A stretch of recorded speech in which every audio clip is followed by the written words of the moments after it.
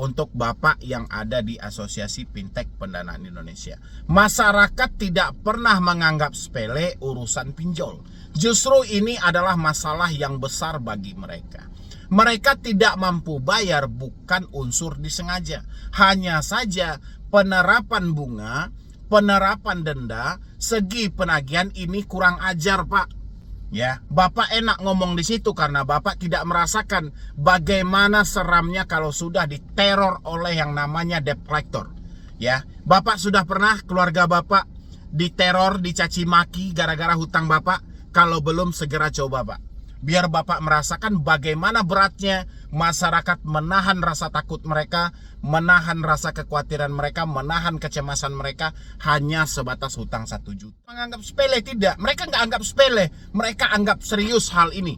Bahkan banyak yang kehilangan nyawa, bahkan banyak yang nekat mengakhiri hidup. Ini nggak sepele ini. Berarti di dalam 102 pinjol legal yang ada saat ini, mereka belum mempunyai akses ya untuk ke BI checking. Jadi jangan ada tanya lagi nanti, Bang, ada pundi lagi 90 hari, kenapa itu tidak dipertegas? Kata OJK kan tidak eksplisit.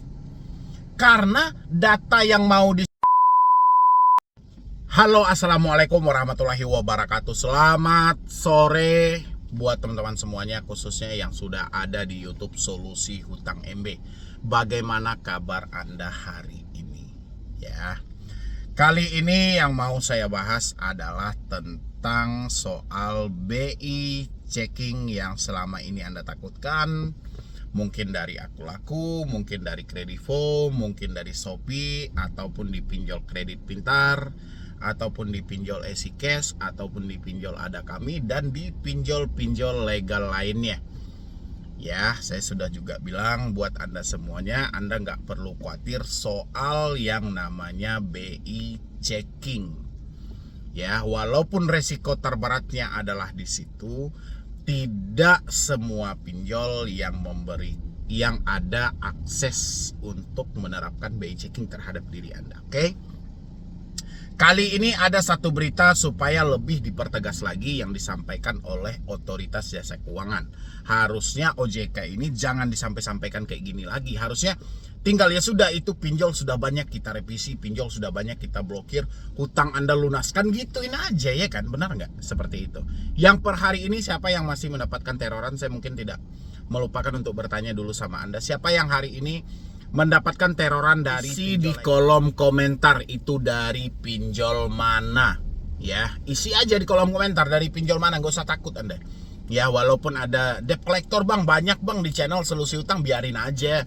Debt collector sudah kehilangan akal bagaimana caranya lagi membangunkan gimmick buat menakut-nakuti diri Anda. Kali ini pas banget dengan tema yang mau kita bawakan adalah tentang resiko gagal bayar pinjol ya. Harusnya tadi ini adalah OJK menyampaikan soal kelanjutan pinjol yang kekurangan modal itu bagaimana, masih samar-samar kan, tapi nggak apa-apa, kita bahas yang ini. Tapi sebelumnya buat teman-teman semuanya yang belum mensupport channel ini, boleh disupport dulu, boleh didukung dulu. Mudah-mudahan dengan supportan dan dukungan Anda, channel ini terus berkembang, dan pastinya saya dan rekan-rekan yang lain selalu semangat memberikan motivasi dan edukasi buat Anda semuanya. Dan yang mau bergabung di dalam grup WhatsApp, nggak usah ragu. Daripada Anda memperpanjang pinjol yang gak jelas uangnya kemana, mendingan Anda bergabung di dalam grup WhatsApp Solusi Hutang MB. Tinggal klik tombol gabung yang ada di bawah nama channel, sekalian Anda berlangganan di channel ini, biar Anda menjadi subscriber prioritas kami untuk bagaimana Anda bisa terbebas dengan cepat dari jeratan pinjol ini. Ya, silahkan dulu yang mau.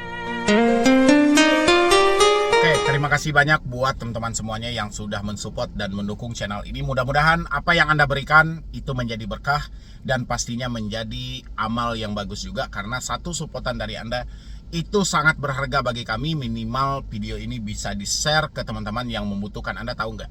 Di luar sana masih ada puluhan juta lagi yang masih berperang dengan ketakutan karena telat bayar dan gagal bayar, terlanjur meminjam di pinjol. Bayangin gitu loh, Anda yang masuk ke saya ini nggak seberapa dari nominal orang yang di luar sana yang belum mengetahui channel ini. Mudah-mudahan dengan supportan Anda bisa berkembang, oke? Ini ada berita yang saya ambil sebenarnya tadi malam, saya sudah dapat informasi ini, oke? Dari CNN ya, di sini tunggakan pinjol akan dimasukkan dalam BI checking. Sekali lagi saya baca buat teman-teman biar paham. Tunggakan pinjol akan dimasukkan dalam BI checking. Paham? Ya. Jadi selama ini Anda yang selalu ditekan oleh debt collector itu gimmick semuanya. Sesuai dengan yang saya sampaikan. Bahwasanya debt collector hanya menakut-nakuti diri Anda. Ya. Anda yang selalu bertanya, "Bang, satu keluarga di BI checking, Bang, satu keluarga di blacklist, ini segala macam." Oke.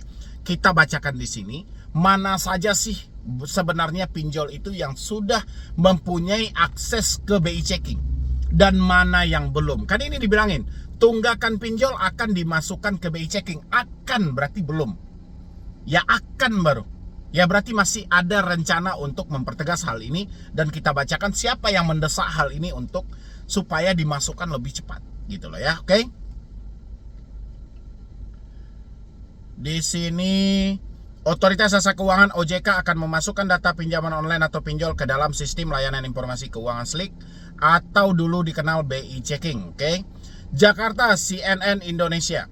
Otoritas Jasa Keuangan OJK akan memasukkan data pinjaman online atau pinjol ke dalam sistem layanan informasi keuangan SLIK atau dulu dikenal BI checking. Ayo, siapa yang masih ketakutan BI checking? Tolong simak ini sampai habis. Jangan Anda buru-buru skip.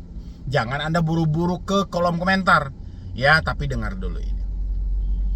Saat ini catatan utang pinjol masyarakat belum tercatat dalam SLIK. Ya. Yang tercatat baru pinjaman pay letter dan kartu kredit.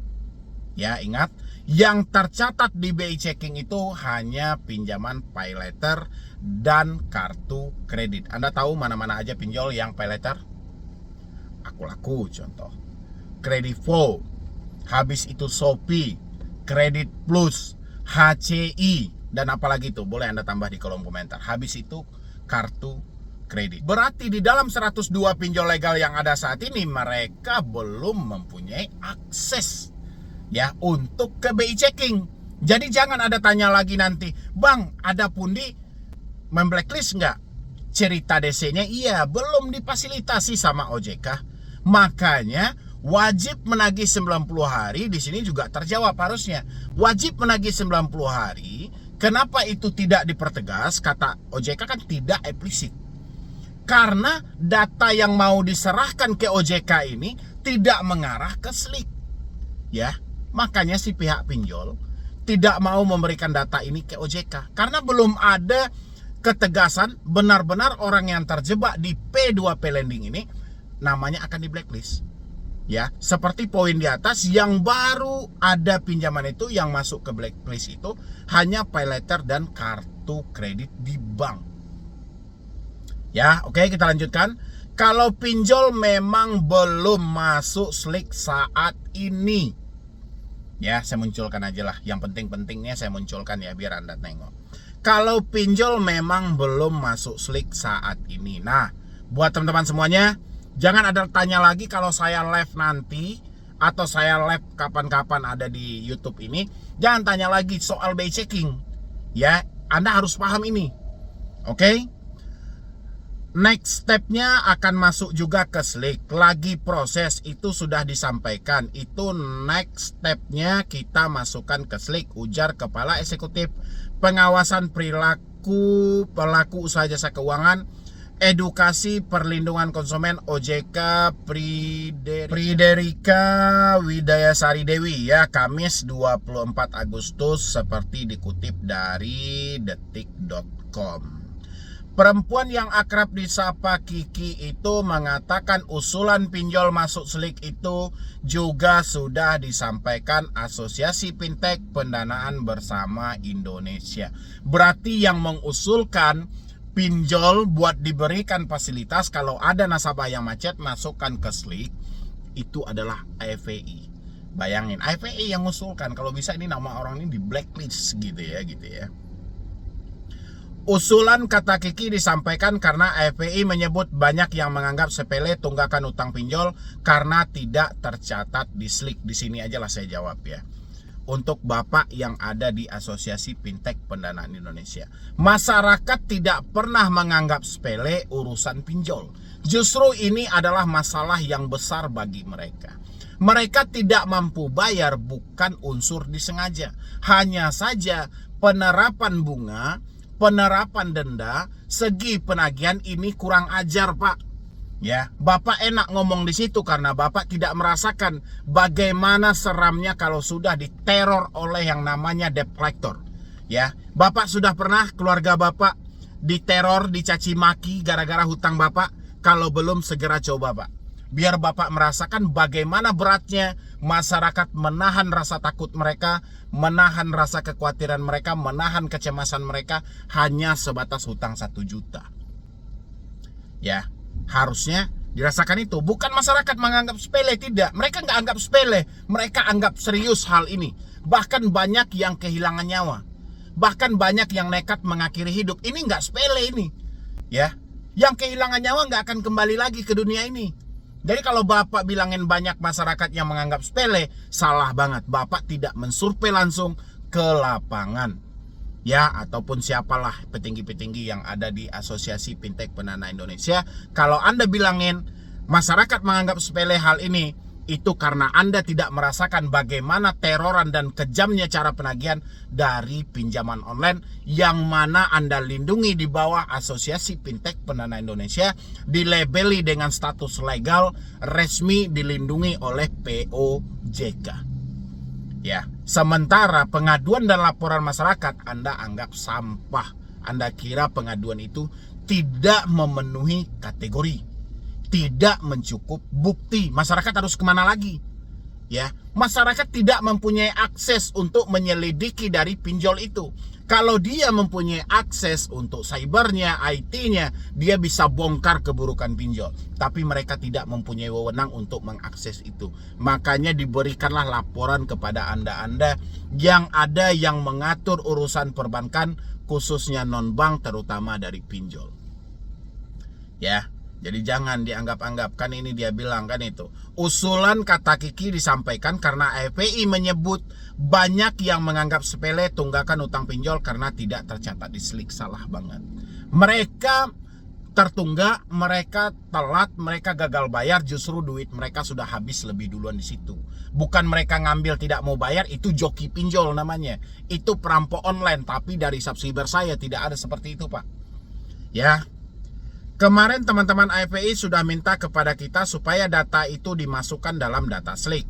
Karena katanya orang-orang ini yang tahu datanya masuk SLIK, mereka jadi hati-hati. Tapi kalau pinjol, karena tahu nggak masuk SLIK, jadi suka-suka nggak dibayar. Bukan itu.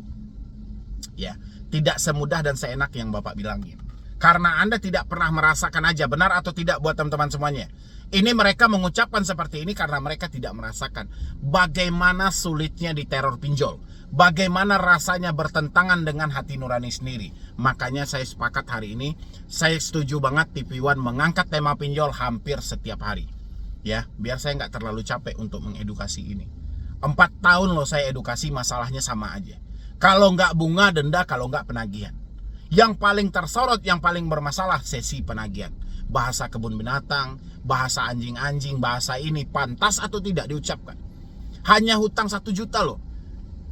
Ya, saya kalau harap teman-teman semuanya kalau ngisi kontak darurat ke depannya tolong deh isi nomor AFPI deh kalau kayak gitu.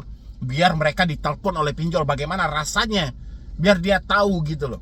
Soalnya pengaduan Anda kan nggak ditanggapi lagi tuh. Ya, pengaduan Anda dianggap sampah aja. Bahkan OJK menyampaikan kalau memang memenuhi bukti kita cabut. Bukti apa lagi? Iya kan? Oke.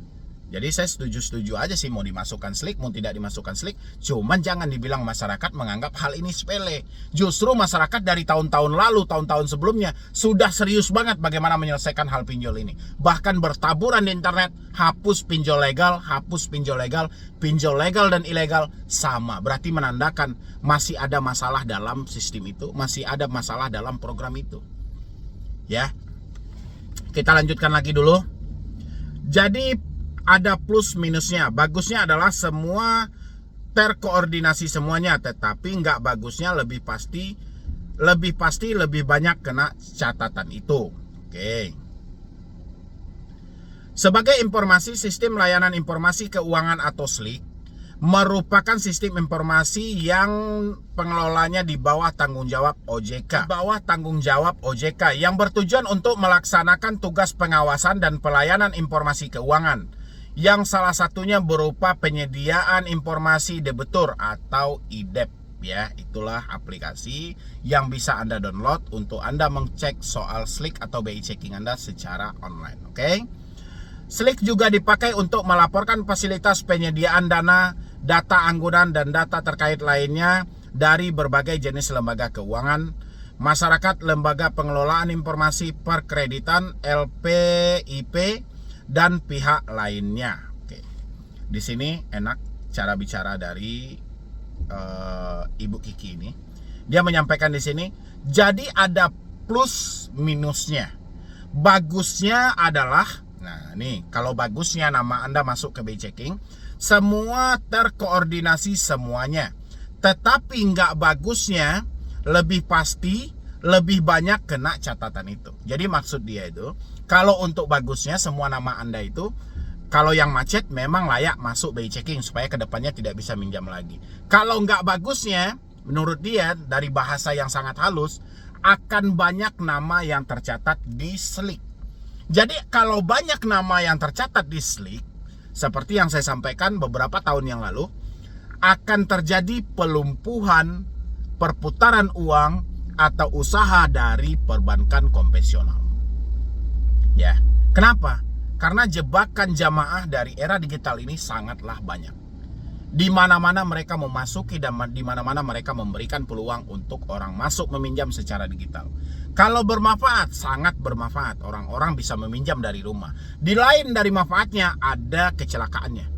Ya, ada resiko yang sangat berat, yaitu kemungkinan bisa mengakhiri hidup, kemungkinan bisa kabur dari rumah, kemungkinan bisa dimiskinkan semiskin-miskinnya, dan banyak lagi. Karena apa? Karena tidak sehatnya mekanisme yang terjadi di dalam tubuh pinjaman online yang dilindungi oleh OJK dan Asosiasi Fintech Pendanaan Indonesia. Makanya dia bilangin ada plusnya, ada minusnya. Kalau plusnya bagus banget, ini semua terkoordinasi. Jadi orang yang sudah minjam pinjol kemungkinan tidak bisa minjam lagi. Kalau nggak bagusnya, 100 orang yang minjam pinjol, 90 orang namanya masuk BI checking. Itu tidak bagusnya. Cuma 10 orang yang baik-baik saja. Ya, itu pun dengan keterpaksaan. Ya, mungkin dari saya cuma itu aja. Teman-teman boleh memberikan tanggapan, karena ini adalah kesempatan buat Anda semuanya untuk tidak terlalu berpikir lebih jauh soal BI checking. Kalaupun Anda mau ngajuin KPR, sesegera mungkin Anda ajukan, karena OJK telah mengeluarkan suara bahwasannya 102 pinjol legal saat ini akan baru ya, berarti masih wacana dan mereka masih memikirkan bagaimana rumus dan bagaimana sebenarnya tentang kolektibilitas ini. Ya, mungkin dari saya cuma itu aja dulu. Nanti kalau ada kelanjutannya saya akan bahas lagi yang lebih detail supaya ini teman-teman bisa memahami. Ya, dan jangan lupa juga untuk bergabung di dalam grup WhatsApp saya supaya kita bisa berkomunikasi dan berdiskusi lebih detail dan lebih jelas lagi mengenai hutang-hutang online. Jadi sekian dulu dari saya, Medi Broni. Wassalam.